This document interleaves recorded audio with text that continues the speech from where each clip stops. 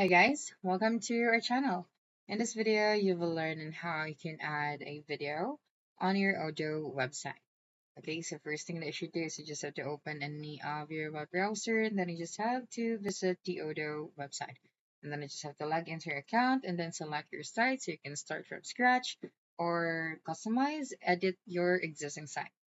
Okay, and then after that, right here at the right side, you just have to tap on the edit option so that you can start editing your website. And then here, you just have to scroll down all the way here. And then under the inner content, we have the video option. So we have the video block right here.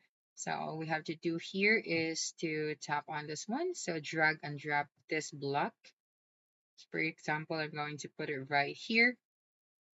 And then after that, you just have to copy paste your URL, or you can embed here the code of your video. So it accepts YouTube, Vimeo, Dailymotion, and Instagram videos. So you just have to put it right here, and you'd be able to see here the preview of your video. And then after adding here your URL, then you just have to tap on the add option.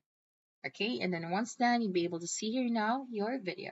And that's it for this video. If you think this video helped you solve your concern, please subscribe, like this video, and leave your comment below. Bye.